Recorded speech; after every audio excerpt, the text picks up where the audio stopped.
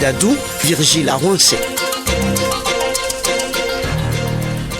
Bienvenue, bonjour à tous. Vous faites bien d'être au grand rendez-vous, le service après-vente hebdomadaire de l'actualité sociopolitique sur Soleil FM. Nous sommes au 124e numéro de ce programme et Virgile Aroncé, qui a convié la plupart de nos invités du jour, est ici calé devant son micro. Vigile, bonjour. Bonjour Wilfred Adon, bonjour à tous. Alors, cher Vigile, ce n'est pas souvent que nous recevons des invités du calibre de ceux qui participent à cette édition. Dans notre émission, 2 spécialistes chevronnés en matière de sécurité et de défense qui ne maîtrisent pas la langue de bois, qu'accompagne un acteur de la société civile, lui spécialisé dans la défense des consommateurs. Alors, François Kouyami, bonjour. Bonjour. Inutile de vous présenter puisque votre réputation de grand militaire par la taille et surtout par l'expérience vous précède. Je voudrais juste rappeler que vous êtes général de brigade, ancien directeur général de la gendarmerie nationale et plusieurs fois ministre. Mon général, merci d'être venu. Merci bien. Marie Diallo, bonjour. Bonjour cher ami. Vous êtes loin d'être un anonyme, mais on retiendra que vous êtes fonctionnaire de police, commissaire à la retraite, politiquement actif et très présent sur les réseaux sociaux. Bienvenue dans cette émission. Alors, Robert Akron-Bessi, bonjour. Vous parlez quasiment chaque soir sur Soleil FM de choses qui déplaisent au point où certains vous comptent désormais dans les effectifs de la chaîne. En tout cas, vous êtes reconnu comme responsable d'une organisation de défense des droits des consommateurs, convaincu que nous sommes que la sécurité est chose trop sérieuse pour la laisser aux seuls spécialistes. Vous êtes dans ce studio pour exprimer le ressenti des citoyens ordinaires. Chers messieurs, c'est un grand plaisir pour Virgile Aroncé et moi de vous recevoir. Merci vraiment d'être venu expliquer, commenter, analyser sur la base des actes posés et de la parole entendue les faits significatifs de l'actualité relatifs à la sécurité des biens et des personnes. Alors, depuis plusieurs semaines, l'actualité est politique mais aussi phonique. De Diapata au Mamba en passant par le Cobra et le Boa, la sécurité chez nous a pris les noms de tous les reptiles et des bestioles les plus dangereux au monde, mais manifestement, les perturbateurs de la quiétude publique ont la peau dure. En tout cas, ils donnent l'impression de tourner nos forces de sécurité et de défense en dérision. Ils donnent l'impression d'être plus forts que nos policiers, gendarmes et militaires réunis. Ils donnent l'impression qu'il n'y a plus personne de compétent dans ce pays pour assurer aux paisibles citoyens la tranquillité à laquelle ils ont pourtant droit. Comment en est-on arrivé là, Général Kouyami? Bon, je vous remercie. Je dois remercier les auditeurs aussi. C'est la première fois que je viens sur votre antenne. Je vous remercie de m'avoir invité. Vous nous envoyez très, très honorés. Et je remercie aussi les confrères, les amis que vous avez convoqués, que vous avez invités à Akron-Bessi, que je suis très souvent, tous les jours pratiquement, sur Soleil FM. Et mon collègue. Non. Votre élève. Mon collègue Dadjor. Et vous savez, je commence tout de suite par dire aux auditeurs, aux Béninois, combien nous sommes pénis de ce qu'ils subissent actuellement depuis un certain temps sur le plan de la sécurité. Les choses se sont aggravées et je pense que les responsables, que ce soit au niveau politique, que ce soit au niveau des forces de sécurité, doivent se mettre en quatre pour trouver une solution rapide au problème. Parce que tout compte fait, les malfaiteurs, ils ne sont pas d'autres personnes, ils ne viennent pas de l'extérieur, ils sont parmi nous, ils vivent avec nous, ce sont nos enfants, ce sont nos frères et il faut qu'on trouve une autre formule pour contenir tout ça. Alors, on fait le constat, pour les profanes de la chose sécuritaire que nous sommes, pour les personnes qui ne sont pas suffisamment informées, vous me le confirmerez ou l'infirmerez, général, il y a quand même ce qu'on appelle le renseignement. Et ce n'est pas aux citoyens, comme on le voit souvent dans notre pays, la police, les chefs policiers appeler souvent les populations à contribuer. C'est vrai que la sécurité doit être vue aujourd'hui de façon holistique et on doit, et c'est bien pour cela que M. Akombassi est dans ce studio, solliciter la contribution des citoyens à leur propre sécurité. Mais en amont, il aurait peut-être fallu que les renseignements jouent leur rôle pour indiquer ce qu'il faut faire à la police et à la gendarmerie, etc.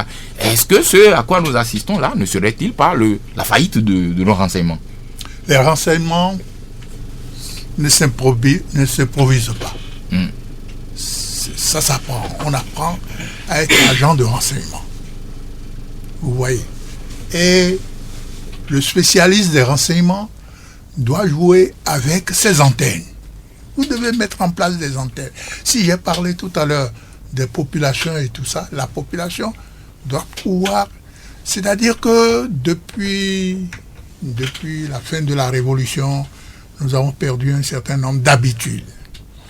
En principe, dans une maison, quand on reçoit un étranger, l'autorité administrative du coin doit savoir qu'il y a tel étranger qui est arrivé chez telle personne et informer par ricochet les services de renseignement qui vont essayer de chercher à savoir qui il est, ce qu'il est venu faire, pourquoi il est là, ainsi de suite. Mais nous avons des maisons où 100, 150 Nigérians logent par nuit. Des maisons entières qui sont louées à 100 francs, 150 francs à des Nigérians qui viennent passer la nuit et disparaissent au petit matin. Ils disparaissent au petit matin. On ne peut pas continuer comme ça. Et ça, les autorités le savent. Bon, nous allons rentrer. Alors, oui, il y a le commissaire qui est là. Très bien, oui, Vigile.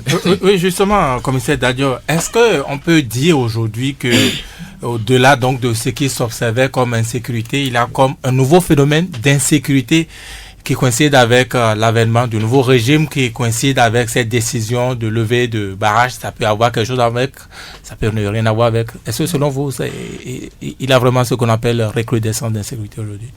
Vous me permettrez avant tout propos de rendre hommage au général Kouyami, qui, jeune lieutenant déjà, c'est sous lui que je suis arrivé à la police. Il a été même mon formateur, mon instructeur de tir.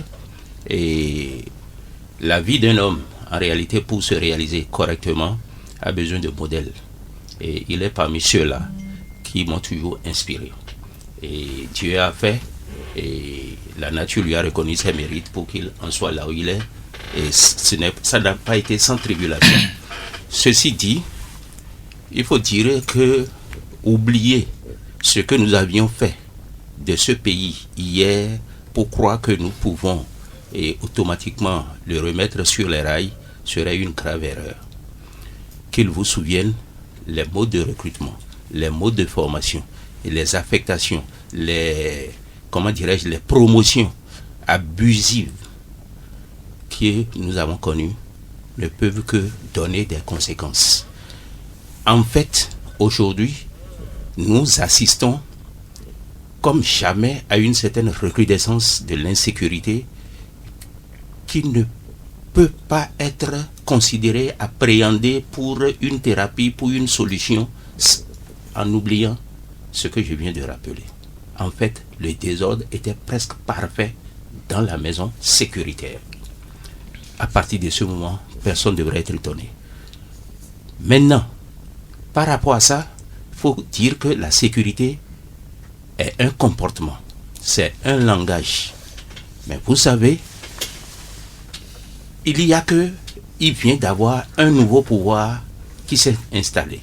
Alors que le simple changement de directeur général de gendarmerie ou de directeur général de la police nationale impliquait déjà une certaine vigilance des forces pour se prémunir contre les surprises que nous avons souvent connues. Oui, sur la question, nous allons revenir, bien sûr, comme c'est d'ailleurs, si vous le permettez, mais on observe que c'est un peu ça aussi la question de vigile, une sorte de recrudescence. On a eu des braquages de véhicules, de transfert de fonds, agression de commerçants à Missebo, coupeurs de route armés intervenant à Zobodomé, hold-up à Saint-Michel et ailleurs. Il ne se passe pratiquement plus de jours où sans braquage ou cambriolage, vol armé et autre chose. On se croirait au Far West. Alors, qu'est-ce qui explique ce subit regain d'insécurité dans le pays? C'était pour que vous appréhendiez correctement, les auditeurs comprennent pourquoi il y a tout ça, que j'ai commencé par expliquer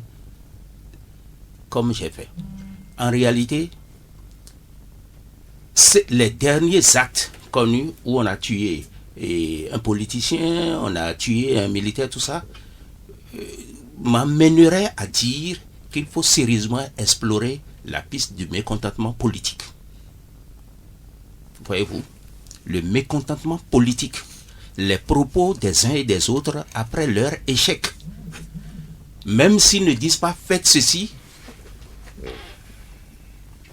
même s'ils ne disent pas faites ceci, faites cela, il y a leur pendant, leur responsable de campagne ou de propagande qui, en fait, mécontents de leur état, peuvent induire certaines choses. Bon, alors, il serait quand même hypocrite, je voudrais qu'on aborde la question de façon très claire, il serait hypocrite de ne pas le remarquer, cette l'insécurité est dans nos pays quelque chose d'important, et ce n'était pas au niveau zéro quand l'ancien gouvernement était là, mais on est contraint aujourd'hui par le fait d'observer qu'il y a quand même un regain significatif, je le disais tout à l'heure, depuis l'installation de la nouvelle équipe gouvernementale. D'aucuns estiment que certains travailleraient à troubler la quiétude publique à des fins politiques. Et c'est ça que vous êtes en train de développer? Et mieux, au-delà, c'est que nous connaissons, parce que le général est là,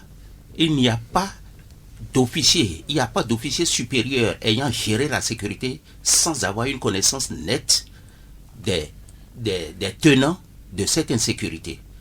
Nous sommes des amis qui nous regardons en chien de faïence. On les tient, ils nous tiennent et on sait comment les manipuler.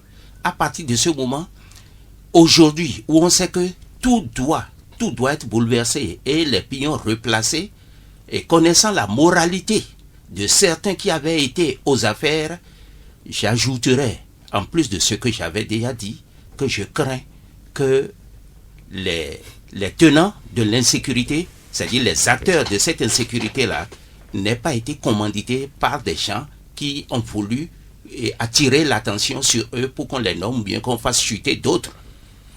Donc nous sommes dans une situation d'insécurité provoquée. Organisée. Merci. Bon, alors Vigile.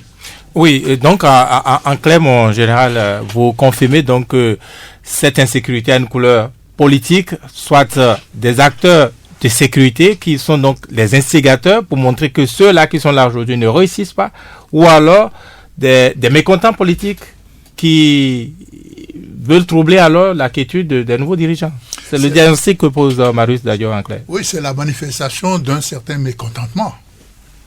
Il ne faut pas l'ignorer. Que ce soit au niveau des politiques, que ce soit au niveau des forces de sécurité même, c'est la manifestation de mécontentement. Sinon, comment est-ce que on vous appelle pour une intervention, on tourne 10 minutes, 15 minutes, et on laisse le temps passer avant de se rendre sur le terrain. Pour les forces de sécurité, nous allons en parler plus tard si vous le permettez. Oui.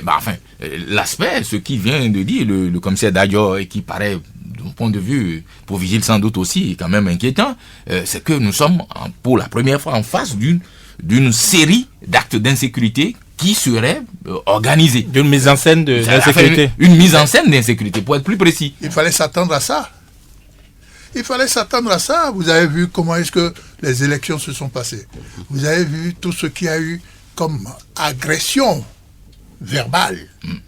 Et même des actes qui ont été posés. C'est tout à fait normal qu'aujourd'hui, ceux-là ne restent pas les bras croisés. Et vous devez constater quand même que pourquoi maintenant? Pourquoi maintenant? Cela veut dire tout simplement que on va les perturber pendant un certain temps pour les tester, pour voir si ils sont capables de gérer de vraies situations de crise. Sinon, on remet tout en cause. Parce que l'objectif visé, dans tous les cas, de mon point de vue, c'est la remise en cause de l'acquis de la population. Donc ça pourrait être de petits tests avant le pire. Ah oui. Avant, on parlerait de plan de déstabilisation du pouvoir en place. C'est de ça qu'il s'agit. Oui, mais c'est-à-dire que... Mais faites attention. On prend tout à la légère. Parce que c'est le nouveau mouvement. Ah non. C'est le moment de durcir la situation en mettant les hommes qu'il faut à la place qu'il faut. C'est ça. Très bien. Les hommes qu'il faut, il y en a. Alors, on va revenir sur les propositions plus tard, ce que vous pensez qu'on pourrait faire pour régler la situation. Mais en attendant, on va donner la parole à M. Robin Akrombesi, lui qui ici représente les citoyens ordinaires comme nous autres, parce que vous êtes des hommes en armes, même à la retraite. Lui, il est notre représentant, il défend nos intérêts. M. Akrombesi. Ne sont pas moins citoyens. Hein. Oui, bien sûr. Je ne vous dénie pas le titre de citoyen, mon général. Bon, d'accord. Alors, M. Akrombesi, comment est-ce qu'on ressent tout ce dont nous parlons là, ces choses graves dont nous parlons? Parce que chaque fois que ces messieurs-là prennent les armes et interviennent dans un quartier, il y a forcément des morts. Comment est-ce que on ressent ça dans la population? Est-ce que vous avez fait un petit test dans ce sens?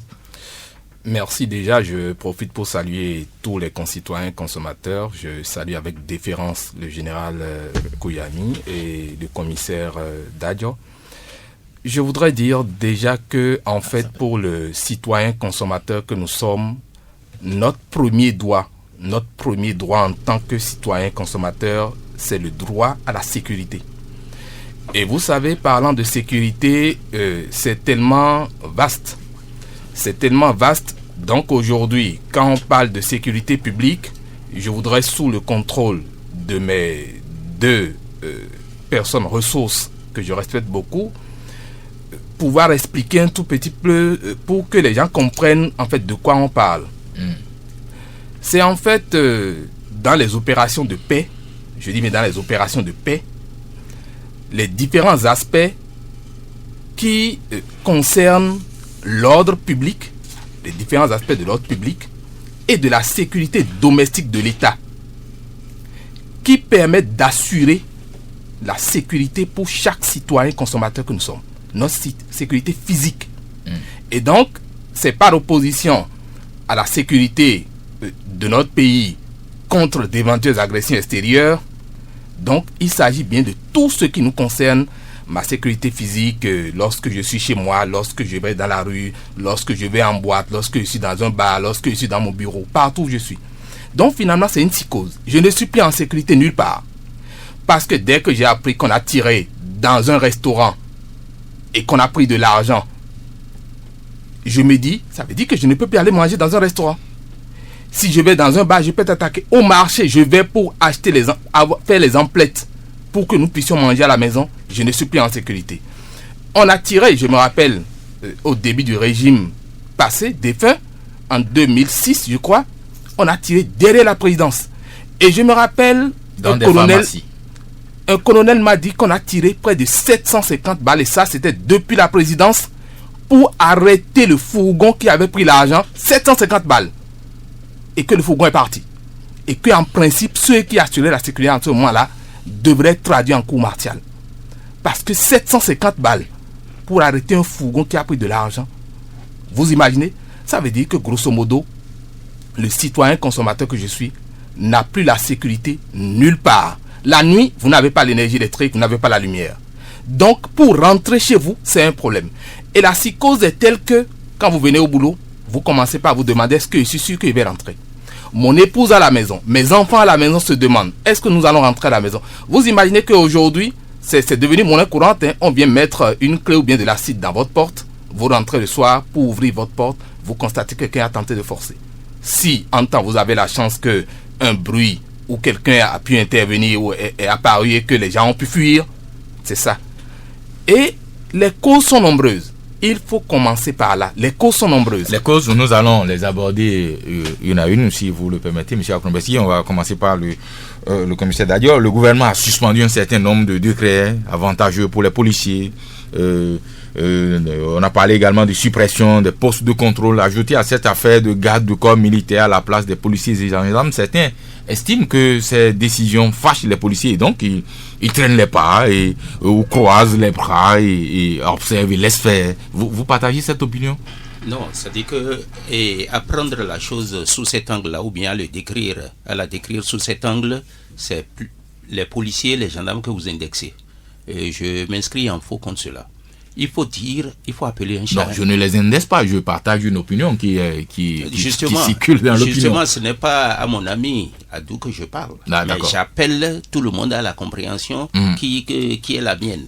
En réalité, il revenait au régime de ne pas jouer d'une certaine façon de la vie et de la sécurité du peuple. Avant de prendre des mesures, il faut s'assurer qu'elles ne provoqueraient pas l'effet contraire de ce qu'on voulait redresser. Est-ce que vous voyez? Et les policiers, les policiers, les gendarmes sont obligés de respecter les instructions. Je vais vous dire une chose. Il n'y a que dans le commandement, quand vous n'avez pas de la pédagogie, vous ne mettez pas de la pédagogie pour instruire vos collaborateurs dans le cadre donc de leur service, il n'est pas évident que vous obtenez les résultats escomptés. Voyez-vous. Donc, moi, je pense que là, et en la matière, c'est plutôt au gouvernement, au régime qu'on devrait s'adresser. Pour dire, on peut s'amuser à improviser à tous les niveaux, mais au niveau de la sécurité, il est grave, et voici la résultante de ce que des actes qu'ils ont commencé par poser. Voilà, vous avez le sentiment que c'est une réaction suite aux décisions du gouvernement? Il n'y a rien sans rien. Oui, mais est-ce qu'on peut aller jusqu'à penser, comme beaucoup le pensent dans l'opinion, que les gendarmes, les policiers peuvent être derrière cette insécurité s'ils ne sont pas commanditaires parfois, ils seraient peut-être même des acteurs? Les gendarmes et les policiers, je dis oui et non. J'avais dit tantôt que certaines réactions, nous avons été tous c'est comme du temps du régime du PRPB. On nous a amenés à être tous partisans, ou alors vous n'êtes pas sucrés. Et ce n'était pas au mérite que les avancements se faisaient. Ce n'était pas au mérite que les positionnements se faisaient. C'était à la tête du client. À la tête du client et au népotisme, au favoritisme, et ainsi de suite. Voyez-vous. Et ça frustrait, ça créait des choses là. Beaucoup de dégâts en nous-mêmes, c'est-à-dire dans notre mental, et puis ce qui nécessairement doit se ressentir dans notre pratique sociale, voyez-vous. Maintenant, aujourd'hui, tout à l'heure, j'ai indiqué que il y a certaines réactions politiques et puis peut-être administratives qui sont derrière ceci, mais aller de là à dire que c'est nécessaire, c'est la police. Pas la police, il peut y avoir des policiers. Parce qu'il n'est pas rare. Le général est là. Moi, j'ai connu un collègue qui prêtait son arme au malfrat. Au braqueur, je vous en prie. C'est ça le problème. C'est-à-dire il faut que nous ayons le courage de dire les choses telles que ça se présente pour que d'autres ne répètent plus ça. Oui, mais ceux qui sont renvoyés de nos routes, ils peuvent bien être les instigateurs de tout ceci pour montrer qu'ils sont importants et qu'ils devraient revenir pour que la quiétude revienne aussi, non? Là, c'est un peu problème. Chers amis, les contrôles existaient quand il y a toujours eu des braquages. Les braqueurs, les malfrats, quand ils approchent, ils connaissent le positionnement. Mais il a une recrudescence. La recrudescence a d'autres raisons que nous avons commencé par indiquer qui efface celle-là. Ça n'efface rien. Mais c'est que ce n'est pas le régime actuel qui a inventé ceci. Depuis 2013, il y avait des lois et c'était pour se conformer aux normes de la sous-région, n'est-ce pas? Nous ne pouvons pas nous y dérober continuellement. C'est ça. Voilà. Donc, alors, Mon général, est-ce que les raisons que nous avons évoquées là, notamment la suspension d'un certain nombre de décrets qui favorisent les policiers, le fait qu'on leur demandait de rejoindre les commissariats de police et les casernes, le fait qu'il y a ce débat à l'Assemblée nationale où on dit par exemple que les policiers, les gendarmes ne devraient plus être des gardes du corps, est-ce que vous pensez que tout ça, mis ensemble, aurait pu amener certains à susciter, à organiser, à encourager cette insécurité dont nous sommes collectivement les victimes? Ne vous attaquez pas aux menus frétins. D'accord. Les menus frétins, c'est ces agents-là.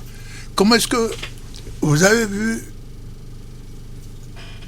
un soldat ou un policier qui vient à peine de sortir de formation est désigné comme garde-corps d'un homme politique?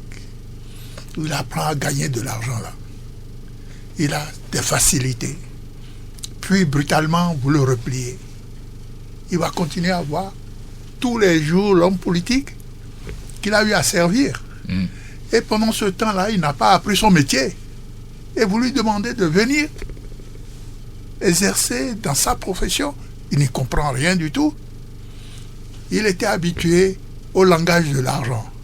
Il va tout faire pour continuer avec son chef à trouver de l'argent. Donc, c'est des gens qui sont tout le temps aux ordres. Donc tout ça est lié. Tout est lié. Tout ça est lié. Et ce qui est grave, c'est que les gens négocient les fonctions, les postes. On négocie les postes. On ne nomme plus au hasard. On ne vous donne pas le galant au hasard. Tout est négocié. Les dernières nominations qui ont été faites à la police. Moi, j'étais ahuri. Moi, je n'ai jamais négocié pour être affecté. Mais que des gens, des officiers, des commissaires... Vous avez des informations que des gens ont négocié? Très sûr. Très sûr. Peut-être qu'ils n'ont pas été nommés. Mais tout est négocié. Et le nouveau départ... Même il y a ce qu'on peut appeler le marché sécuritaire, de l'offre et de la demande. Le nouveau départ, c'est à jouer le jeu. À jouer le jeu. Il a gouverné pendant 10 ans. Il a eu le temps de marquer les forces de sécurité, surtout, et les forces de défense. Vous n'allez pas les marquer positivement, vous voulez dire? Marquer. Vous n'allez pas dire que du jour au lendemain, ceux-là vont changer. Qui vous allez nommer aujourd'hui qui n'est pas servi celui-là, qui n'est pas exécuté un ordre provenant de celui-là? Non. Nous sommes coincés. Il faut trouver une solution. Quand vous dites, s'il vous plaît, quand vous dites que le nouveau départ jouait le jeu, vous voulez dire que le nouveau départ également déjà dans la politisation donc de l'administration sécuritaire? Il y a eu une négociation des nominations qui ont été faites. Moi, je sais. Quelqu'un est venu de très loin pour venir négocier. Il a échoué, il est reparti. Oui, chers amis. Bon, on peut négocier sans comme c'est d'ailleurs. Oui, nous allons. Alors, je voudrais vous poser une autre question qui est quand même importante. C'est quelque chose à laquelle nous avons assisté cette semaine. Vous avez sans doute suivi avec nous le secrétaire général par intérim du syndicat de la police nationale cette semaine. Selon Banabé à Mengbeyon, les unités de police et de gendarmerie fonctionnent depuis des millénaires sur les recettes issues du rançonnement des honnêtes gens sur nos routes. Les barrières sont les barrières et autres checkpoints improvisés sont des sources d'approvisionnement en carburant des rares véhicules déglingués dont disposent certaines unités. Les Béninois remercient ce policier d'avoir eu le courage de déclarer ce que nous savions déjà tous. Mais attendez, il y a quand même un problème, commissaire. Oui. Vous ne croyez pas que cette intervention-là est innocente? C'est un cri de cœur, un ras-le-bol que le collègue a poussé. Mais demandez au gouvernant combien il donne à chaque unité de police ou de gendarmerie, encore que la gendarmerie est même méprisé, je dirais, par rapport à la police. À la police, oui. Sur le terrain, on le constate aisément. Bon, voilà. Regardez même leur bâtiment. Demandez à savoir le montant de la dotation, même mensuelle, de chaque communauté. Ça ne ferait pas 5 000 francs. Ailleurs, on parle de 10 000 francs de carburant pour toute la compagnie, ou toute la brigade. Par mois. Je vous le dis. Alors, à partir de ce moment, tenant ceci seulement comme indication, vous comprendrez. Et je vais vous dire, moi, sur tous mes 30 ans, jamais je n'ai reçu un bic de quelque chef ou bien de quelqu'un d'autre, si ce n'est pas moi-même qui ai acheté. Je parle toujours sur le contrôle du général qui a été directeur général de la police nationale aussi. De la gendarmerie. Non, je dis d'abord de la police avant d'aller à la gendarmerie. Donc c'est quelqu'un qui a la meilleure connaissance donc de la sécurité, parce que on parlait de la sûreté nationale à l'époque. Sûreté, c'est des appellations qui varient dans le temps. Même gendarmerie, c'est la police. Génériquement, c'est la police. Nous avons les mêmes attributions, sauf que la gendarmerie est une spécificité de la France, enfin du système français, voyez-vous. Sinon, et ce que je dis là, ça a été, même les tenues, si vous aimez vous habiller, vous étiez obligé de vous les acheter vous-même.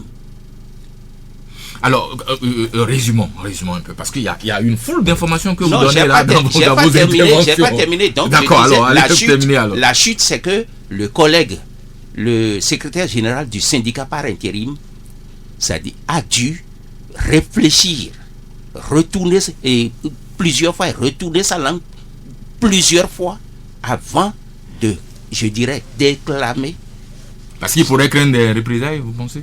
Non, mais aujourd'hui, vous savez, tout le monde est béninois. Et il y a des limites à tout. C'est de haute lutte que ce syndicat-là a été monté. Bon, on nous dit, on a vu ici dans ce pays, au lieu de donner ce qu'il faut, on préfère écraser les gens pour dire c'est moi le chef, tout ça. C'est-à-dire, ça là, ça n'a jamais marché nulle part. Il aurait fallu apprécier correctement ce que disaient les douaniers, entre griffes, les policiers et les gendarmes, pour leur apporter le minimum avant de se prévaloir d'être chef. Moi, je suis d'une civilisation où on dit le chef n'envoie pas son panier. C'est-à-dire, ne se met pas en costume pour dire, vous voyez, c'est moi le chef. C'est son comportement qui l'indique. Qu'il est le chef. Sinon, après, vous voyez le désastre. Alors on va synthétiser rapidement avant de donner la parole au général Kouyami. Par rapport à ce que vous venez de dire, nos forces de sécurité et de défense sont dans un dénuement révoltant, qui pourrait expliquer ce à quoi nous assistons aussi. C'est bien possible que cela participe de ce à quoi nous assistons. Et donc, on projette ainsi les solutions. Il faut donner les moyens qu'il faut. Non, c'est un électrochoc que le collègue a voulu produire. C'est un électrochoc pour que le gouvernement, les régimes, à partir de désormais, comme le dirait le militaire, sache prendre ses responsabilités pour ne plus offrir le policier en spectacle. Les actes qui ont été rapportés, dont vous parlez, je n'ai rien contre. Mais c'est que par rapport au minimum de correction que le régime, fût-il mauvais ou non, avait pensé à apporter, si vous pensez que vous pouvez... Ce n'est pas annulé, ce n'est que suspendu. Suspendu ou annulé, il y a le temps d'exécution, il y a des gens qui meurent. Oui, et le temps d'exécution, mais quand on prend des décrets comme ça en masse à la fin d'un régime, et cela a une incidence financière, il faut trouver les moyens sans doute de mettre tout ça en œuvre. Je n'accuse pas, je ne justifie pas non plus. Moi non plus, je tente d'expliquer. Bon, je n'accuse pas, je ne justifie pas non plus, mais je dis, il aurait fallu réfléchir par 3 fois avant de prendre des mesures à la chaîne. D'accord. Sur une... Ça a donné le sentiment aux policiers d'un acharnement orienté contre eux. Il n'y a pas que les policiers. Bon. Dans tous les domaines, il faut avoir de la pédagogie dans tout ce que l'on veut faire. Très bien. S'il te plaît. S'il te plaît. Vous ne pouvez pas... Je ne sais pas combien gagnent vos agents de sécurité qui sont à vos portes là. J'en ai vu au moins 5 ou 6. Vous ne pouvez pas recruter des agents de sécurité en leur payant 40 000 francs par mois. C'est pas possible. Ils deviennent des agents d'insécurité. Donc d'insécurité. Ça, c'est tout à fait naturel. Et comme ils prennent des risques, ils sont exposés. Eux-mêmes, ils prennent les dispositions qu'il faut pour se satisfaire. Ils créent leur système oui, de rente à l'intérieur de la leur sécurité. système. Voilà. À quoi sert de recruter 1000 agents, 1200, 1300 agents pour être incapable de les habiller, de leur donner les moyens pour travailler De les former correctement. et de les former correctement. Leur payer pour leur famille 40 000. Certains vous répondront que c'est Non. à des fins de propagande politique. Ce qui saute à l'œil, c'est pas possible. je permettez que j'arrive comme pour appuyer le général. Bon, ce qui est constatable, nous n'avons non pas les dispositifs pour former 1000 éléments à la fois. C'est-à-dire c'est insensé. Alors, mais qui sont ceux qui inspirent ce S'il genre vous de plaît, mesures au gouvernement qui est parti pour qu'on recrute, montre à la télé, on fait du bruit autour dans les médias. 1000 agents ont été recrutés à la police. Bon, en fait, pourquoi est-ce qu'on a fait ça alors si c'est pas C'était possible? une programmation, mais vous savez, nous aimions, c'est-à-dire la propagande en lieu et place de la communication. Nous aimions dire c'est nous qui faisons mieux que les autres, mais est-ce que ce que nous faisons est ce qu'il fallait faire? Est-ce que ce que nous faisons se fait dans l'intérêt? En réalité, les 1000 c'est bon par an là, mais il aurait pu y avoir une première vague, une deuxième Et une et troisième vague. pourquoi pas? Au cours de la même année. Parce que Oui, mais pourquoi la hiérarchie ne réagit pas? Pourquoi les formateurs ne disent pas qu'ils ne sont pas en mesure de former? Pourquoi vous laissez subir et après vous faites savoir votre... Je vous ai dit, si moi j'ai le courage de vous parler tel que je le fais aujourd'hui, je le tiens de personnes que j'ai dit, parmi eux, je compte le général Kouyami. C'est-à-dire, on a appris celui-là, même de sa vie, je pouvais dire beaucoup de choses. Par rapport à je l'ai vu une fois, il s'en souvient peut-être pas, je l'ai dit, il n'était pas là. Devant le général Kérékou, il voulait mettre des idées, les gens disent deuxième fois, ainsi de suite, mais il a forcé, il a pris la parole, il dit je constate, mon général, que personne ne veut construire ce pays. Je prends le pari devant vous que je vais le détruire autant sinon plus que tout le monde. Il se rassoit, il n'en a plus entendu le Le général Kérékou prenant la parole a dit voilà, c'est vous qui avez voulu qu'il me dise ça. Et la séance a continué. C'était au Palais du Peuple, réunion des officiers et tout ça. En conclusion, dans nos forces de sécurité et de défense, les hommes courageux manquent, ils n'ont plus le courage de leurs opinions parce que tous ils veulent se faire nommer. À sa suite et à la suite de gens comme lui, moi je dirais toujours ma vérité, même si ça devrait blesser. Et ce que nous recevons comme instruction, c'est que même quand vous êtes un spécialiste des renseignements, si on dit le chef de l'État est un bâtard, ayez le courage de lui écrire bâtard avec grand B, grand A. Voilà ce qu'on a dit de vous. C'est ça. Mais les chefs d'État qui n'aiment pas qu'on leur dise ça, c'est tant pis pour eux. Certains habillent toutes les informations. Il n'y a pas d'habillement. Il faut rendre ça aussi cru que Très bien. On va laisser la parole à M. Akrombessi sur quelques éléments que nous avons, évoqués. Il va peut-être faire une petite synthèse de ce qu'il ressent par rapport à ces informations qui sont lâchées comme ça. Parce qu'il y a beaucoup d'informations que nous brassons là à chaque prise de parole. M. Akrombessi. Merci. Je crois que, franchement, on n'était pas au bout de nos peines, mais la psychose a augmenté de 200%. Avec ce qu'on entend là? Oui. D'accord. Ça a augmenté parce que, vous savez, c'est avec l'argent du contribuable que je suis. Tout ce que je paye dans la consommation, parce que la consommation n'a jamais été gratuite. Je paye toujours le service ou le bien. Et c'est sur ça que l'État prélève des taxes pour fonctionner. Je conçois mal qu'on prenne mon argent, l'argent du contribuable, et qu'on ne puisse pas l'investir pour assurer les fonctions régaliennes, dans la mesure où l'article 8 de notre Constitution a prévu que la personne humaine est sacrée et inviolable et que l'État a l'obligation de la protéger. L'État doit sécuriser, c'est repris encore dans l'article 15 de notre Constitution. Et si en tant que tel, l'État a les moyens et qu'on utilise pour faire d'autres choses qui ne concerne, je vous disais au début que la sécurité est vaste. Vous savez, quand je ne mange pas à ma faim, la question de ma sécurité personnelle commence par là, parce que, je vais vous dire quelque chose qui va peut-être vous faire rire, je commence par être agressé par mes propres cellules à l'intérieur. L'agression commence par là. Il y a une question de sécurité personnelle. Oui, puisque l'État a l'obligation de m'assurer ma sécurité.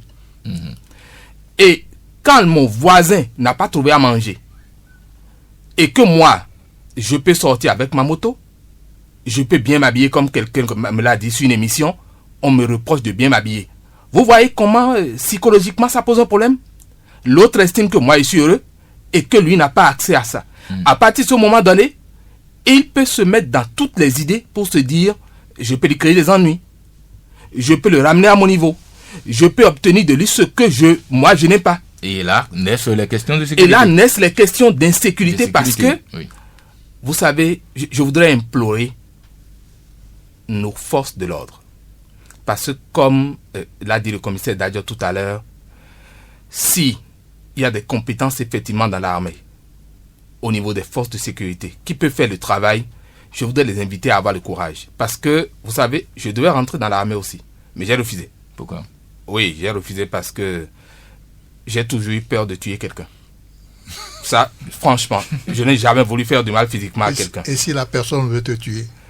Bon, vous savez, je suis resté... Il va l'applaudir. Non, je ne vais justement pas l'applaudir. Je ne vais justement pas l'applaudir, mais je n'ai pas eu ce courage-là. Bon Il faut le reconnaître. Non, c'est pas une affaire de bon Dieu, mais je n'ai pas ce courage. Je préfère le reconnaître. Et donc, pour moi, aujourd'hui, il faut que nos officiers passent à l'étape supérieure. Parce que le problème, c'est quoi? Nul n'est à l'abri. Ils sont des citoyens que vous savez, quand moi je les vois dans la circulation en train d'humer la fumée, ça me gêne. Mais ça montre bien que leur métier est un sacerdoce et qu'on qu'il y a devrait davantage leur donner des moyens. Quand moi je me rappelle ceux qui ont été tués à bout portant sous le passage supérieur de Garito là, vous savez, c'est des familles. Aujourd'hui, je me pose la bonne question. Quelle est l'assurance ou le système d'assurance qui permet à cette famille-là aujourd'hui de vivre décemment pendant que l'époux, le mari ou le père de la famille a été tué à bout portant devant tout le monde? Tout au moins, il manquera l'affection du père. Oui, mais je dis l'assurance. De la part de l'État. De la part de l'État. Il n'y a rien. Il n'y a rien. Et donc, si ces problèmes ne sont pas résolus, moi, je vois mal qu'on leur demande de faire l'extraordinaire. Vous savez, ils ont beau vouloir être courageux quand ils savent que dans leur rang, il y a des gens qui peuvent vendre encore l'information, la mèche. Excusez-moi, on parle de ripou. Oui. Qui peuvent vendre encore la mèche, mais le gars, il peut se faire buter en plein champ de tir. Et donc, il y a des réformes auxquelles moi je voudrais inviter vraiment notre État, parce que notre sécurité, c'est la première des choses qui importe pour nous, et on doit résoudre ce problème avant tout autre problème. Alors, monsieur Kouyami, à cette insécurité, le régime actuel a apporté une réponse de CEPAN, le Mamba ou l'opération Mamba. Vous qui êtes renseigné de votre position, est-ce que l'opération Mamba a réellement commencé? Non, même Jack Batal n'a rien donné. Est-ce que Mamba a vraiment commencé? Sur la base de quelle étude ils en sont arrivés là? Sur la base de quoi? Non, c'est pour gaspiller de l'argent. Les hommes qui sont déjà sur le terrain, donnez-leur les moyens pour travailler. Donnez-leur les moyens.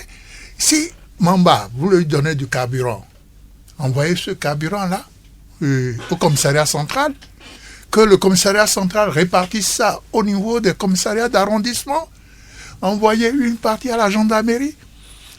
Si vous voulez, vous pouvez ne pas envoyer ça au directeur. Il y a des parce que là aussi, les commandements de région. Les directeurs aussi peuvent garder les moyens à leur niveau et ne pas les mettre à la disposition des hommes qui en ont besoin. Mais c'est un ensemble de problèmes que nous avons. Qu'ils les mettent à la disposition des commandants de groupement ou même des commandants de compagnie et des commissaires.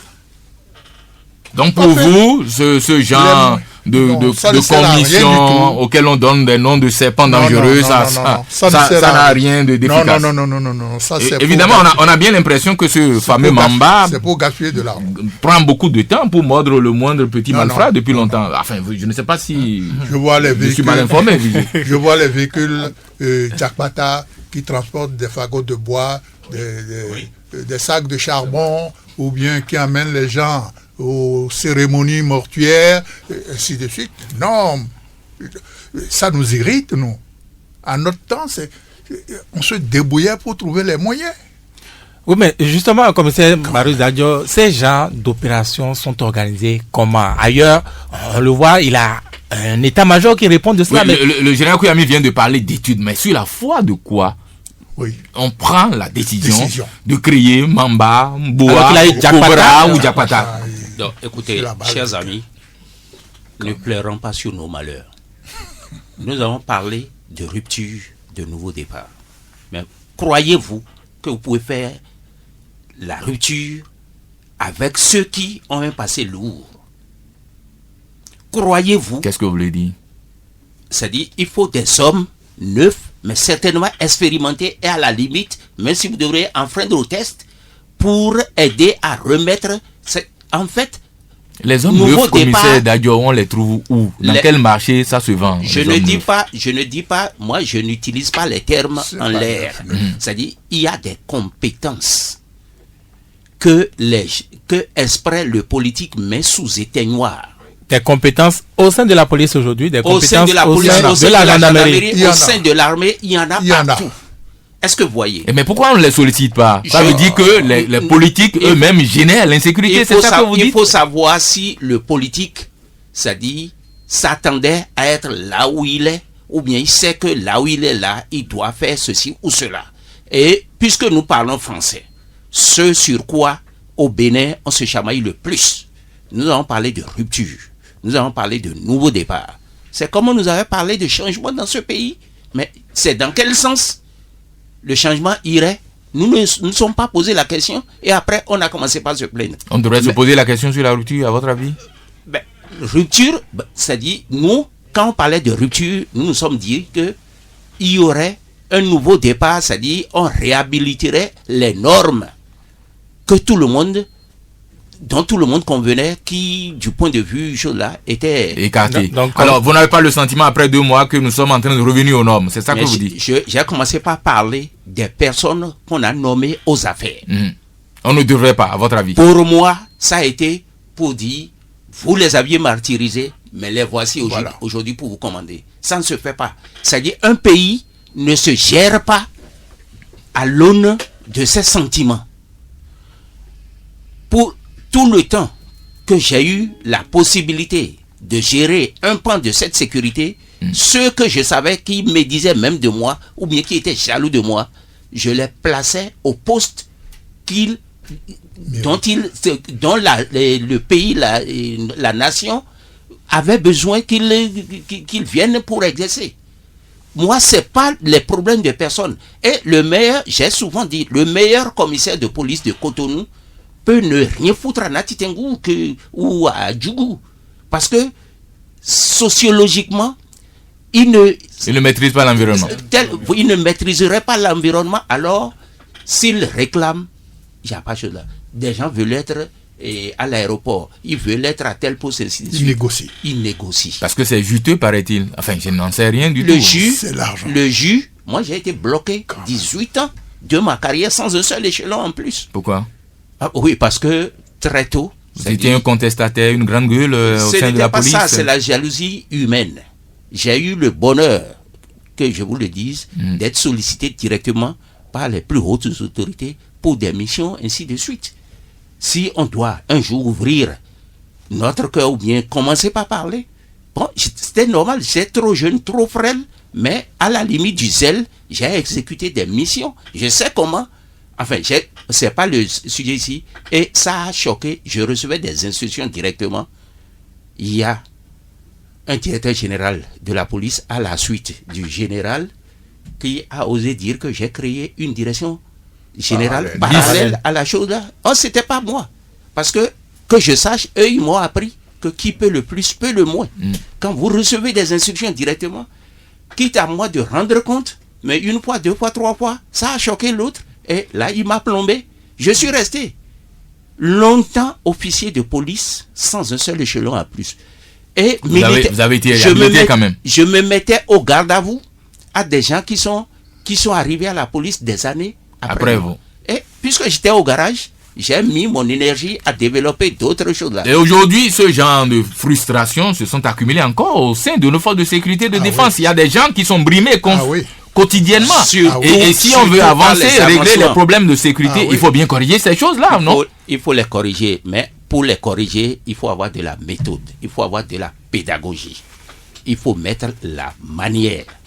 S'il faut prendre le temps qu'il faut, parce que, en fait, le droit français a ceci là que moi j'ai toujours admiré. C'est pas comme les anglo-saxons. Le français n'aime pas, c'est difficilement qu'il prononce la perpète ou bien la condamnation à mort, parce qu'il pense, c'est-à-dire le souci du droit français, du respect de la chose, de la nature humaine des gens, impose que même le bandit, vous ne le traitiez pas d'une certaine manière, parce qu'il doit être perfectible. Le malfrat qui est allé en prison peut être celui qui va sauver la nation sur un autre plan demain. Donc, en considération de cet état de choses, on nous a imposé le devoir de le respecter, de le considérer, même s'il est arrêté, et même en prison, c'est-à-dire, tant que le droit n'a pas dit qu'il faut le traiter d'une certaine façon, on ne le traite pas. Donc, alors, la question que vous abordez est très importante. Les frustrations qui s'accumulent au sein de nos forces de sécurité, de défense, les brimades qui s'enchaînent parce que les chefs tout-puissants se croient tout permis. On a entendu des primes de soldats ou de policiers qui seraient allés en mission des Nations Unies, qui sont rentrés et on ne les rembourse pas. Oui. Le chef empoche le tout et à bon train dans la cité. Et on se rappelle de cette affaire, du caporal Dangou qui s'est fait refroidir ici au camp Guézo. Comment est-ce que vous ressentez ces genres de choses? Est-ce que ça ne participe pas également de l'insécurité que nous vivons aujourd'hui? Vous voulez peut-être que je vous dise tout juste que vous avez raison d'évoquer. Enfin, il y a la réponse déjà dans ma question. Bon, voilà. Donc, en réalité, moi, je dirais plutôt que c'est le commandement lui-même qui, mal géré, génère même pour l'avenir l'insécurité. À la police, il y a des clans, même jusqu'à ce jour. Telle personne est de mort. Et c'est très bien connu, il y en a au moins 3. Bon, donc à partir de ce moment, que voulez-vous que ceux-là qui tiennent des armes se mettent ensemble à faire, ou bien sachant que vous êtes à un poste que vous ne méritez pas, ils ne donneraient pas des indications à d'autres pour aller vous déstabiliser. Oui, Général Kouyami, sur ces questions de brimade, je sais, pour avoir fait ensemble avec vous ce que nous avons fait, que vous savez, que les brimades, vous en avez été victime longtemps vous-même, ça continue au sein de nos forces de sécurité et de défense. Comment faire pour arrêter ça? Parce que ce n'est pas normal que ça fait partie des choses, pour les raisons pour lesquelles beaucoup d'amis, peut-être M. Akrombessi n'a pas été dans nos forces de sécurité. Il y a beaucoup de personnes qui réussissent à entrer dans les forces de sécurité à cause des brimades qui sont érigées au rang de règles. On brime, on piétine les petits. Or, les grands ont pour mission de protéger les plus faibles, non? C'est pas nouveau. Ça a toujours été. Et si le hasard a fait que nous avons pu émerger, c'est parce que nous sommes battus, mais contre tout le monde, seul contre tous. C'est ça. Et je peux dire que c'est à cause de ça que je suis encore là, que nous vivons aujourd'hui, parce que j'ai pas besoin de savoir d'où tu es, d'où tu viens, et quelles sont tes opinions politiques avant de te mettre à un poste. Si je te sais capable de tenir le poste, je te bats. Alors, j'insiste sur cette affaire du caporal Dangou, parce que personnellement, je trouve que ce n'est pas normal. La vie humaine est sacrée, et que des gendarmes ou des militaires se tirent dessus entre eux, et qu'il n'y ait pas de suite. Depuis, on n'en parle plus, cette affaire, on n'en parle plus. Ce caporal Dangou, que je ne connais ni d'Adam ni d'Ève, appartient quand même à une famille. Et que ses collègues lui tirent dessus, sans qu'on le sache pourquoi, parce qu'il serait en train de réclamer de l'argent qu'on lui doit au retour d'une mission des Nations Unies, et qu'il n'y ait pas de suite. Quand moi aussi j'ai appris que un soldat s'est fait buter parce qu'il réclamait ses primes et tout ça, j'étais horrifié. Vous n'êtes pas sans savoir qu'il y a des gens qui sont rentrés de mission, on n'a pas voulu leur payer leur primes. Et les chefs empochent. Pourquoi? Je ne sais pas s'ils les ont empochés, mais ils ont été mis en demeure de rembourser. Même pour les élections Oui, on a subi Même pour les la élections, police nationale. il y a Certains ont empoché 350 millions et des privant structures qui n'ont pas- de leur C'est pas indemnité. possible. les Oui, policiers. mais après, l'ultimatum, ça n'a rien donné non plus. L'ultimatum n'a rien donné. Dans tous les cas, et vous pensez que les agents qui ont subi cela vont être contents? On va leur dire, allez affronter les voleurs, les bandits, et ils vont bouger? Ah non, ils ne vont pas bouger. Alors, dans cette Non. situation d'insécurité quasi généralisée que nous vivons, le nouveau gouvernement a fait des nominations aux directions générales de la gendarmerie et de la police nationale. Le commandement a changé de main. Idrissou Moukaïla à la police et Antoine Dansou à la gendarmerie nationale devront rapidement convaincre par leur compétence. Est-ce que ces nominations pour vous, Akromessi Robin, constituent un gage de plus de sécurité dans nos villes de campagne?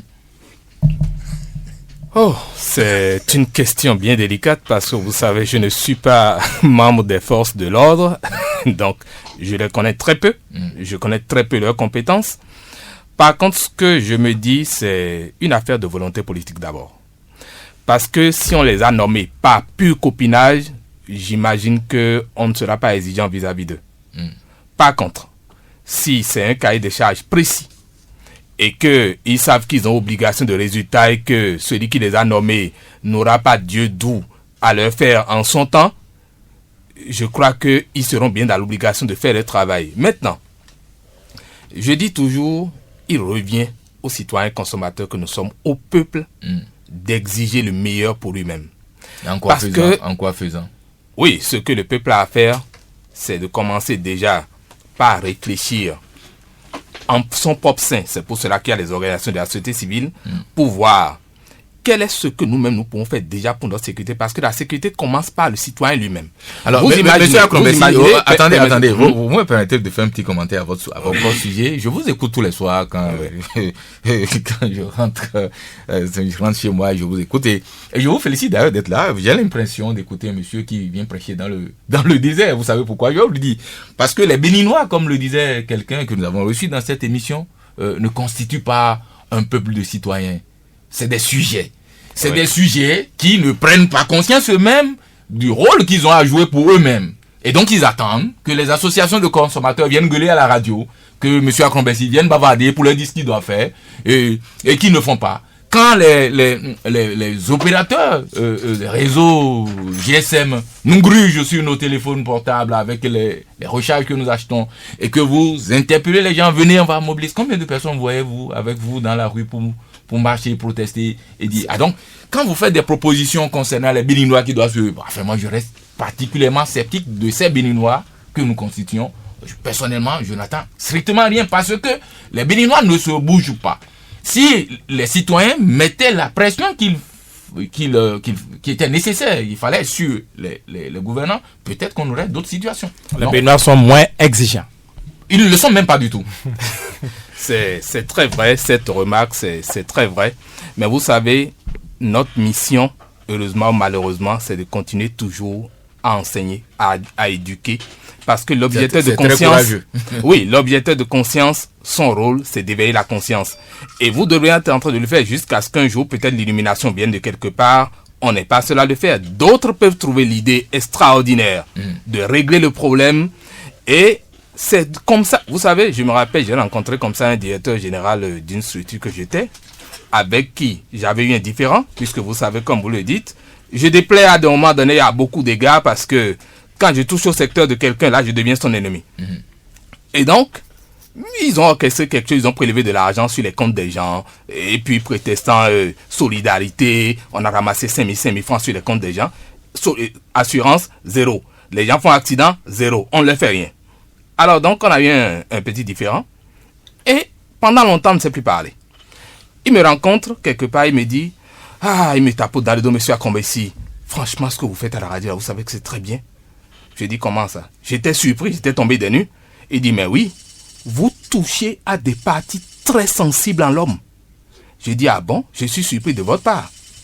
Donc, vous voyez, quelqu'un comme ça avec qui j'ai eu ce différend, qui parfois est bien impacté par ce genre de choses, Le changement ne viendra pas du jour au lendemain. Peut-être qu'un jour le changement viendra. Non, ça viendra. Et je me rappelle aussi un ambassadeur allemand me l'a dit, il dit, monsieur Akombesi, ce que vous devez faire, vous allez peut-être patienter peut-être pendant 20-30 ans.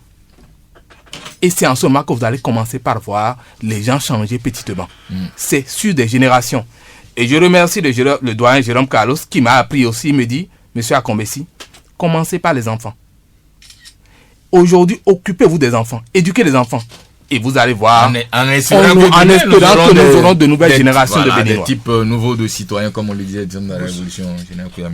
Alors, pour l'instant, nous sommes préoccupés par la question sécuritaire.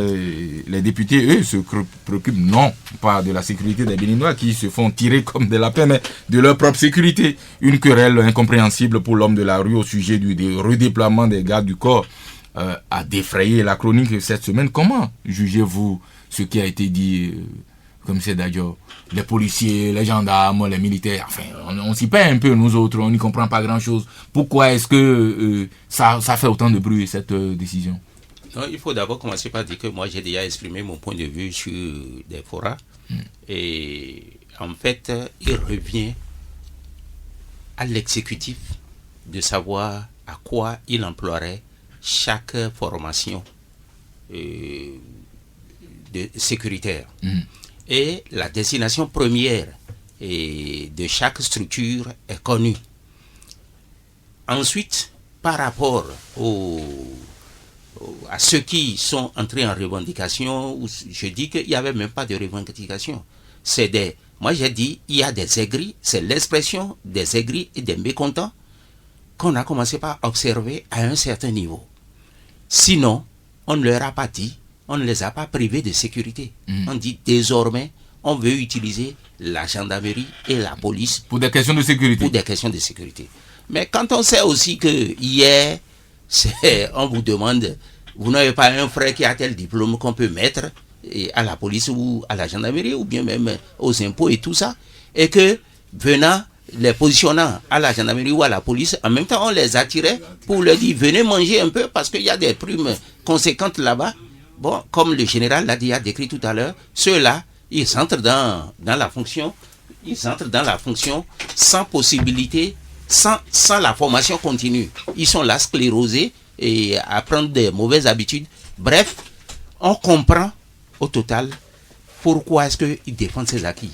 C'est des parents qu'ils appellent la plupart du temps pour assurer leur sécurité, pour faire fuir de garde du corps. Si là, et je parle encore sous le contrôle du général, si c'est des gens qui sont là pour assurer la sécurité. Alors, en résumé, sur ce que vous êtes en train de dire, si on comprend bien, l'Assemblée nationale n'a pas à définir la qualité ou la compétence des hommes à les mettre à disposition pour assurer la sécurité des députés. Malgré tout ce que le président a lu, que j'ai entendu, il y a quand même un hic quelque part. C'est le chef de l'État qui est le chef des armées. C'est lui qui est, non seulement qu'il est le chef des armées, c'est lui qui sait par rapport à l'engagement qu'il a pris devant la nation, à quoi il doit utiliser chacun d'entre nous pour atteindre son objectif. Oui, non, mais sauf à définir à noter qu'il a un article du règlement intérieur qui dit effectivement que c'est l'Assemblée nationale qui détermine sa politique de sécurité. Mais avec les hommes qu'on lui met à disposition. Bien sûr. Mais dites-nous, oui, Général Koyami, est-ce que les militaires sont plus à même d'assurer, disons, la sécurité personnelle? Ils sont plus à même d'assurer donc la sécurité personnelle que des policiers, des gendarmes. Pourquoi on craint? Les militaires dont la vocation c'est de tirer. En principe, non. En principe, non. Mais nous sommes dans un pays particulier.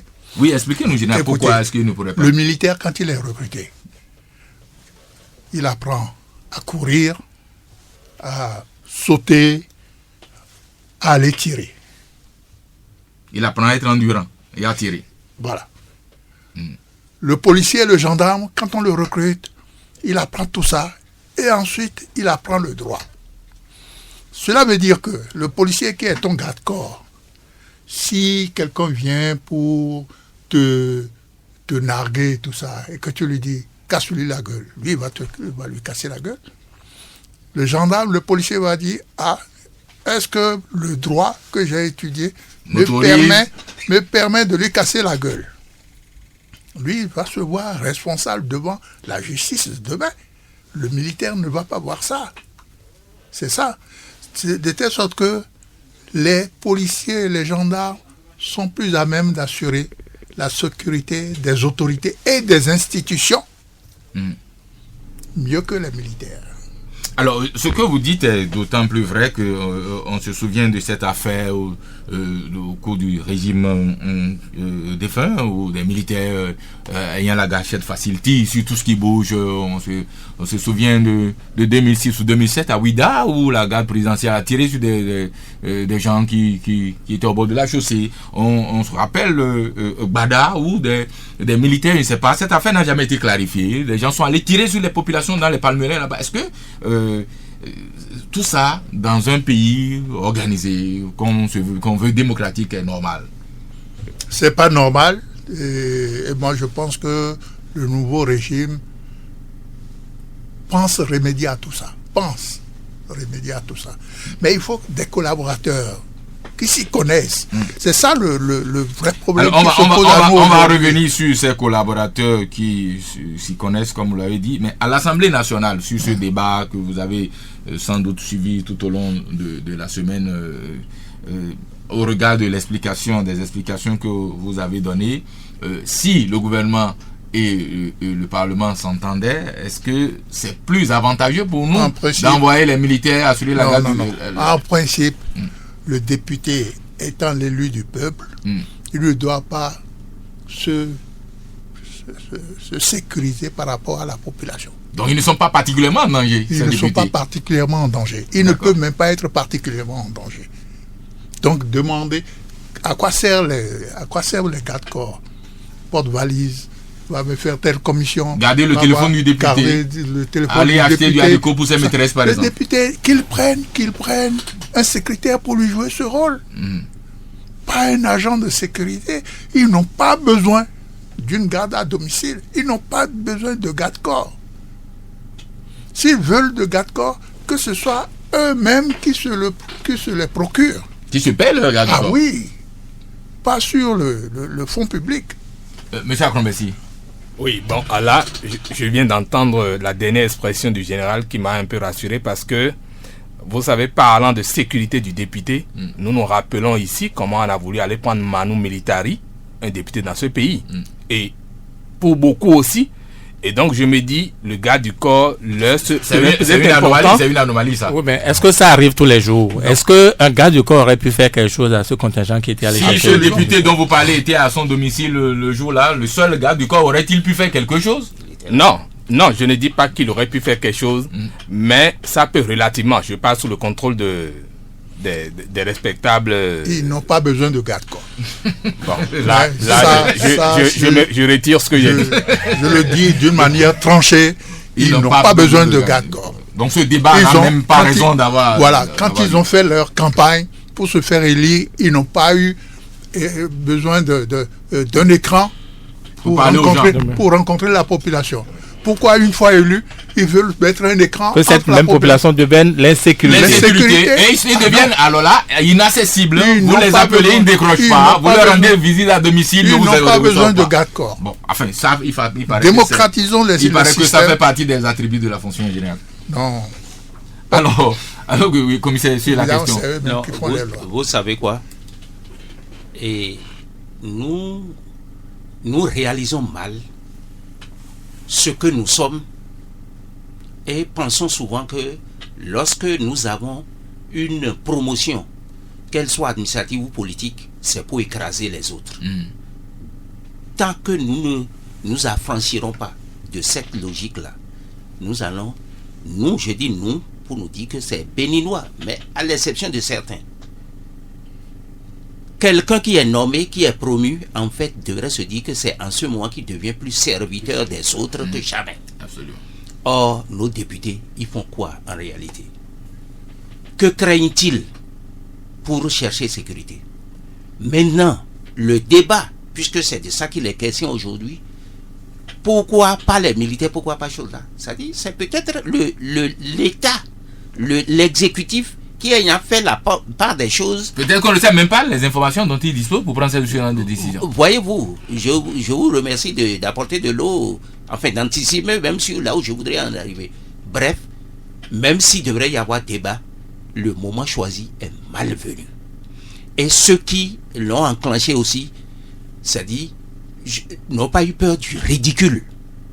Au moment où on tire sur les gens, citoyens qui se font tirer par les lapins, et ils se préoccupent de leur... Sur même des militaires, puisque le forestier à qui on a arraché la vie, le commerçant de Tanguieta et tout ça là, eux ils pensent que c'est eux, ils sont qui par rapport à quoi? S'ils sont députés, est-ce que ça, ils ont deux têtes? Ne devrait-il pas aider à mieux sécuriser que de penser à le général, à leur petite sécurité? À leur petite sécurité. Je pense que c'est des messieurs qui m'ont donné l'occasion de les trouver moins honorables que on va pas s'attaquer à nos députés. En tout cas, une commission de réforme des forces de défense et de sécurité a été créée cette semaine. Quelle réforme pourrait-on engager pour les forces de sécurité et de défense dans notre pays afin d'aboutir à une meilleure sécurité? Que faudrait-il faire maintenant, à votre avis, Général Kouyami? Deux ou trois choses importantes à votre avis. Non, je n'ai rien à proposer dans ce domaine. Vous savez... C'est quand même votre domaine de prédilection. Non, les meilleurs tests valent ce que valent ceux qui sont chargés de les appliquer. Qu'est-ce que nous allons inventer encore qui va amener les hommes à être plus opérationnels? Non, il n'y a rien. Le policier formé sait qu'il doit assurer la sécurité des personnes et des biens de son arrondissement, de choses. Le gendarme le sait. Qu'est-ce que vous voulez leur enseigner en Mais là, quand on parle de réforme, à quoi est-ce que ça pourrait aboutir de votre point de vue? Bon, on peut casser la police, la gendarmerie, créer une seule force. Par exemple, oui. Par exemple. Ce serait plus efficace de votre point de vue? Ah, je ne sais pas. Le tout dépendra de ceux qui seront chargés de le gérer. Le problème, les tests, pour moi, ne valent rien du tout. Si les hommes qui s'en occupent ne sont pas compétents. Ne sont pas compétents. C'est clair. Mais j'ai entendu le directeur de la police dire qu'il va se réconcilier avec la troupe. Ah, je dis voilà quelqu'un. Comment est-ce qu'il va le faire? Puisque je viens d'apprendre qu'il y a trois clans. Oui, au moins. Comment est-ce qu'il va réconcilier? Il était dans un clan. Curieusement, c'est de notoriété publique. Hein. Il était dans un clan. C'est pas un secret de couvent, ça. Il y a trois clans au moins à la police nationale. C'est qu'il était dans un clan. Sans doute. Il ne peut pas dire qu'il n'était pas de... Il pourrait être aussi en dehors des clans. Il pourrait être en dehors des clans. Si les clans... Il va jouer là le médiateur. Il peut jouer au médiateur, au réconciliateur. Mais qui n'est pas partisan aujourd'hui. De toute façon, si on comprend ce que vous êtes en train de dire, ce sont des problèmes à régler, réconcilier les forces avec elles-mêmes, donner les moyens aux forces de sécurité, appliquer les tests dont nous disposons, et nommer les hommes compétents pour mettre tout ça en musique. Et punir, avoir le courage de punir les fautifs. Monsieur Akromessi. Oui, je voudrais renchérir ce que le général a dit en disant qu'il faut revoir les salaires de ces vaillants hommes qui assurent notre sécurité. Parce que si le monsieur n'a pas un bon salaire et qu'il est là le jour où j'ai un petit problème, je viens au poste de police et je dis s'il vous plaît monsieur l'agent, je viens d'être victime de telle situation d'arnaque ou de ceci. L'autre il vient avec la dernière grosse, qu'est-ce qui est sorti? Il le voit déjà tout rutilant, mais il commence par saliver. C'est humain. Et donc quand l'éthique déserte le forum, mais il a tout fait de me rabrouer. Moi qui suis venu en haillon. Et donc, il faut non seulement revoir leur salaire, mais il faut nommer vraiment des gens qui ont de l'amour pour leur patrie. Comment? Il y a un instrument qui permet de détecter ce genre de clients? Comment ça se fait? Bien sûr. Vous savez, comme l'a dit le général tout à l'heure, comment est-ce que, par clientélisme, je peux venir vous voir pour dire, s'il vous plaît, nommez-moi? On dit souvent c'est la pratique habituelle. Mais oui, mais si c'est comme ça, moi, en tant qu'autorité politique, en tant que décideur, je ne vous nomme pas. Il faut arrêter. Ça veut dire que vous avez des intérêts particuliers. Que c'est le président Kérékou, personne âme, qui faisait ça. Dès lors qu'il se propose de vous nommer à un poste et qu'on en parle dans la presse, vous n'êtes plus nommé. Et donc, moi, j'estime qu'on devrait faire une petite enquête de moralité. C'est ça le vrai problème. comment vivait la personne avec ses collaborateurs, comment est-ce qu'il manageait. Si la personne n'a pas un bon système de management, s'il n'est pas serviable, pourquoi est-ce que vous voulez le nommer? Quelles sont ses densités dans son corps, dans sa profession? S'il est policier, il veut être nommé chef de la police. Il faut que non seulement voir dans son parcours, non seulement son corps, son parcours, mais dans dans sa vie avec ses proches en dehors de sa profession. Parce que vous savez, parfois les gens donnent une autre impression lorsqu'ils sont au boulot. Mais dans la réalité, c'est autre chose. Je dis souvent aux gens, vous voyez comment je suis hargneux parfois sur les médias. Dans la réalité, c'est comme ça que je suis. Je ne suis pas différent, l'individu n'est pas différent. Et donc, si on me tombe dessus à un moment donné, je vous prends de la même façon. Donc, il faut apprendre à savoir qui sont les gens en réalité et non pas la face de l'iceberg que nous apercevons souvent. Maintenant, je profite pour dire aussi, j'invite toutes les organisations de la société civile à se mettre ensemble. Parce que ces problèmes, c'est des problèmes dont nous devons discuter quand nous savons que notre peuple n'est pas assez organisé. Et allez nous ressourcer par auprès des personnes comme le commissaire Dadjo, auprès du général. Monsieur Akrombesi, les organisations de la société civile. La presse est comprise. Donc si vous nous attaquez, vous risquez de vous attaquer. Moi je me compte pas dans ce truc qui n'est pas très clair. Non, pas du tout. Il faut clarifier parce que c'est une forêt dont on ne se sort pas et donc je n'ai pas envie de faire ce débat. Oh oui, une organisation de la société civile, on n'y comprend pas grand-chose. Vous savez, on a besoin de s'améliorer. Il faut faire le ménage en votre sein. Faire le ménage en votre sein. Peut-être on s'associera avec commissaire Dadjo. La réforme. La réforme. La commission des réformes, moi, ça me fait peur. Pourquoi? On ne va pas réinventer la roue. Donc tout ce qu'on a fait existe déjà. Tout ce que nous avons à faire existe déjà. J'ai peur parce que là, c'est quand le politique veut mettre son bordel dans le jeu qu'il crée une structure pour dire c'est on a fait.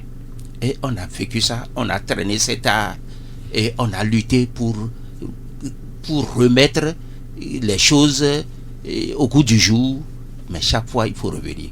Cependant, il faut que je connaisse qui. Puisque une fois que c'est dit, ça doit être fait. C'est une question de... Il faut voir peut-être le cahier de charge de cette commission. Les hommes qui seront dans la commission. Dedans. Si ces hommes-là sont des gens qui ne vont pas être missionnés pour demander que le militaire désormais aille faire, comment dit-on, la voie. Parce que si la réforme le demande, on va le faire. C'est ça. Or, ça dit, je dis, nous n'allons pas réinventer la roue.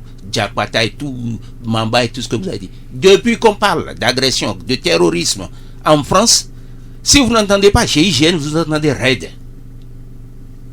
Vous savez, on n'a jamais dit qu'il faut créer une structure ad hoc pour faire ci, pour faire ça.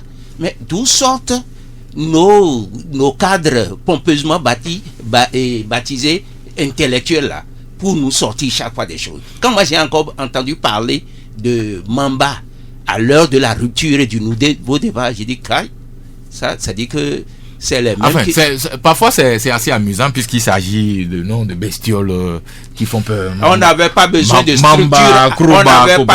structure, ad hoc pour gérer la sécurité chez nous. Donnez les moyens et remettez les gendarmes et les policiers et accessoirement la collaboration militaire qu'on doit leur associer au point. Tout est prévu par les tests. Quand est-ce que le militaire peut même intervenir? Tout ça est OK. Le grand rendez-vous. Bon, Vigile insistait pour poser une question avant le jingle. Le jingle m'a bougé. Mais la frustration que je ressens de la part donc de nos acteurs de sécurité dans ce studio, eh bien c'est ressenti également par beaucoup de gens à l'intérieur même des forces de sécurité. Est-ce que dans un pays que nous avons appelé démocratique, droit de l'homme et tout le reste, où l'expression, la libre expression est si courante, est une règle, est-ce que cette liberté d'expression est incompatible avec le droit de réserve? Est-ce que les gendarmes, les policiers ne peuvent pas s'exprimer librement, dire leur frustration? Je laisse mon patron vous répondre à cette question. Non, nous sommes obligés, nous avons une obligation de réserve. Et à partir du moment où le subordonné doit obéissance et soumission à son chef, le subordonné doit soumission et chose là, à son chef, Le subordonné ne peut pas, même s'il est mécontent, il Même est si obligé. la maison s'écroule pour ça, pour cette Ah, règle. oui, mais tant que le chef est là, il est chef. Très bien. Tant que le chef est là, il est chef. Il est Et chef. Gilles, ça résume toute la situation. Même en slip. Même en slip. Même en slip. il est Très chef. bien. Alors, nous allons, si vous le permettez, aborder la dernière question avant de boucler cette émission. Et celle-là ne sera pas sécuritaire. Abdoulaye Biotchane, ministre d'État en charge du plan du développement, ancien directeur Afrique du Fonds monétaire international et ancien président de la BOAD, a accordé cette semaine une interview au journal Le Monde Afrique. Et que dit-il, Biotchane? Je vous en raconte un bout avec ses propres mots à lui. Et c'est un peu long, je vous prie d'être attentif. Il y a quelques chiffres surtout. Alors, il dit: nous avons trouvé les finances du pays dans un état catastrophique. Pour 2015, le déficit est de l'ordre de 7% du PIB, sans compter un certain nombre d'écritures qui ne sont pas dans les comptes et beaucoup d'arriérés. Il est plus réaliste de parler d'un déficit de 10% du PIB. Et en chiffre absolu, il manque entre 360 et 450 milliards de francs CFA dans les caisses. Cette dernière année, il n'y a eu aucune orthodoxie financière. En 2015, par exemple, d'après les agents du ministère des Finances, plus de la moitié des dépenses étaient exécutées hors budget. En 2014, il y avait déjà 50 milliards d'arriérés. Boni Yayi a absolument vidé les caisses de l'État. Le service de la dette représentait en avril 2014, en avril 2016, au moment où on prenait les affaires, 41% des recettes de l'État. Les salaires des fonctionnaires pèsent à hauteur de 50%, si bien qu'il ne reste que 9% pour les autres charges et pour investir dans l'avenir. Voilà l'héritage du régime Boni Yayi. Fin de citation. Tout ce que j'ai lu là, ça vient de Abdoulaye Biotchane. Alors, Robin Akrobessi, Boni Yayi est banquier. Comment se fait-il que sur son terrain de prédilection, les finances publiques, il peut laisser un héritage jugé catastrophique? Je m'excuse, les banquiers, je n'ai jamais eu du cœur pour eux. Parce que oui, Pourtant, je vous dis pourquoi. Pourtant, on en a besoin, les banquiers. Oui, c'est ceux qui savent faire toujours les calculs pour savoir où on peut prendre 0,1% sur votre compte, 0,1% sur telle transaction, et que vous ne comprenez jamais. Évidemment. Vous, en tant que consommateur, vous ne savez jamais Comment ils calculent. quels sont les calculs qui sont faits sur votre compte. Au bout du rouleau, on vous dit oui, il y avait eu telle taxe, et puis vous êtes perdant en définitive. Mais, vous savez, c'est dommage pour un peuple qui souffre d'impéritie. C'est dommage. Parce que on devrait commencer par anticiper sur ce genre de choses. Moi, je suis surpris. Déjà, ce qui m'a embêté, c'est qu'on ne donne pas les chiffres avec précision. Quand on me dit que c'est entre 7% et 10%, de quel chiffre on parle? De 7% ou de 10%? Non, il a fait un développement. Non. Il a dit qu'on devrait parler de 10%. Non, quand on me donne les chiffres exacts après l'étude, statistiquement parlant, on me parle de entre 350 et 450 milliards. 360 Pourquoi il y a 100 milliards qui sont en flottage? En flottement. Non, qu'on me dise exactement 350 milliards, 400 milliards ou 450 milliards, qu'on me dise exactement. Maintenant, en définitive, moi, ça m'apporte quoi? Voilà la situation qui est constatée. Quelles sont les mesures qui sont prises pour pouvoir identifier où sont passés les fonds? C'est ça qui est important. Quelles sont les mesures qui sont prises pour récupérer ces fonds? Parce que si l'argent a été pris, ça veut dire que ça se trouve avec des gens. S'ils ont des immeubles, s'ils ont des investissements à des endroits donnés, on a vu au Nigeria, les gens sont allés récupérer ce que les gens ont transplanté ou transporté ailleurs.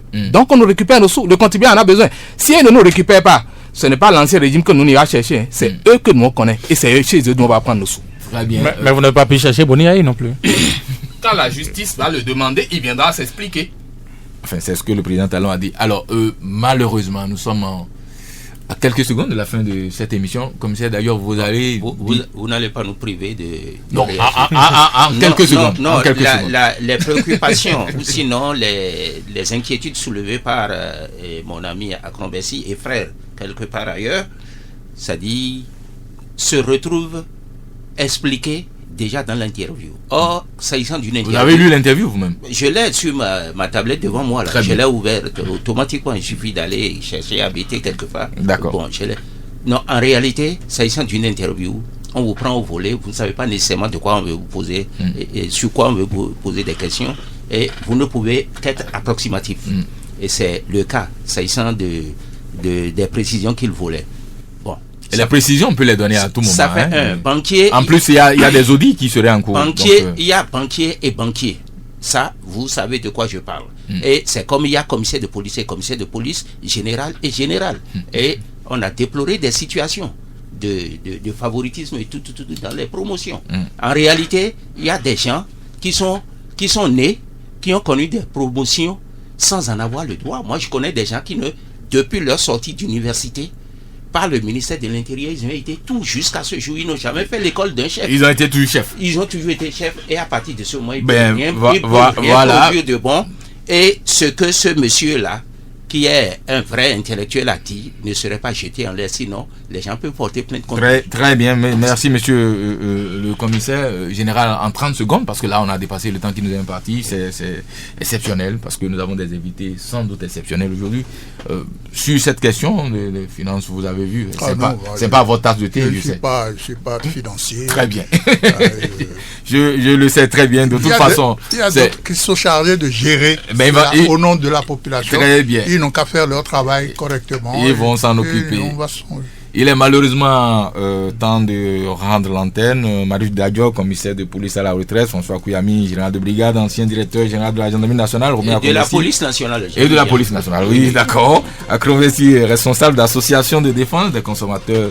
Vous étiez aujourd'hui nos invités dans cette émission. On aurait bien voulu continuer encore 30 minutes cette conversation parce qu'elle était intéressante, parce qu'on a des invités qui ne font pas la langue de bois, qui disent les choses directement. Tout ce que nous aimons au grand rendez-vous, Vigile Avancé. En tout cas, Georges Ponou était lui derrière la baie vitrée pour assurer la réalisation technique de cette émission. Quant à nous, Vigile Avancé, Wilfred Adou, nous remercions de votre fidélité. On se donne rendez-vous dimanche prochain, même heure, même fréquence, si Dieu le veut. Merci de votre attention.